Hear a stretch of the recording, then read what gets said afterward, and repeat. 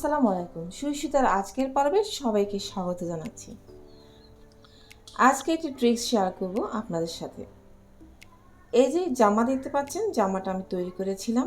আর জামার দুই সাইড থেকে যে কাপড়ের টুকরো করে বেঁচেছে তা দিয়ে দেখুন ইসমার জন্য সুন্দর একটি ফ্রক বানিয়ে নিলাম, গরমে ঘরে বা বাইরে যে কোনো জায়গায় পরার জন্য। তাই আমি কী করি, আমার যে কোনো কামিজ কাটার পর বেঁচে যাওয়া টুকরো দিয়ে সুন্দর সুন্দর ফ্রক ইসমার জন্য বানিয়ে নিই।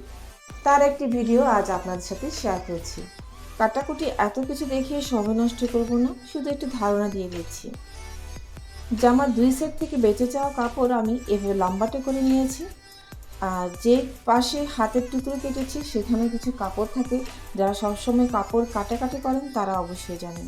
সেখান থেকেও একটু কাপড় নিয়েছি। টু পিসের যে প্যান্ট পিসটা ছিল সেখান থেকে প্যান্ট কাটার পরে টুকরো কাপড় দিয়েও সাইডে একটু লাগিয়ে নিয়েছি, এক কালার যে কাপড়টা দেখতে পাচ্ছেন। এখন আমি দুই কাঁধের অংশ সেলাই করেছি, শুধু গলায় আর হাতে পাইপিং দিব।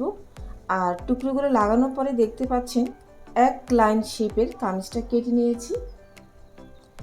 আচ্ছা, তো কামিজের মাঝখানে লাগানোর জন্য ছোট্ট একটু টুকরো কাপড় নিলাম, দেখতে পাচ্ছেন এভাবে আমি বটে বটে দিয়েছি আর রাউন্ড সেলাই করে দিয়েছি। এর চেয়ে একটুখানি বড় আর টুকরো কাপড় আমি নিয়েছি, সেমভাবে রাউন্ড সেলাই করে দিয়েছি। এই যে দেখুন, এবার দুটো অংশ আমি একটার উপর একটা লাগিয়ে নিচ্ছি। হাতের কাছে একটি শো বোতাম ছিল পাথরের, সেটা মাঝখানে একটু লাগিয়ে নিলাম, দেখতে পাচ্ছেন কত টেম্পটিং লাগছে। এবার এই ছোট্ট বউটাকে আমি জামার মাঝখানে বসিয়ে দেবো সুন্দরভাবে। ব্যাস দেখুন এখন কেমন লাগছে। এবার আপনারাই বলুন দেখতে কেমন হয়েছে। আমার আজকের ভিডিও ভালো লাগলে অবশ্যই একটি লাইক দিতে ভুলবেন না, সেই সাথে শেয়ার করে নিতে পারেন ফ্রেন্ডসদের সাথে, হয়তো তাদের কাজে লাগতে পারে যাদের আমার মতো এমন একটি ছোট্ট মামনি রয়েছে।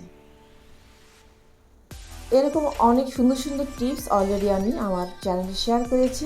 ভিডিওগুলো দেখার জন্য অবশ্যই আমার চ্যানেলটিকে সাবস্ক্রাইব করে থাকুন নতুন বন্ধু হলে।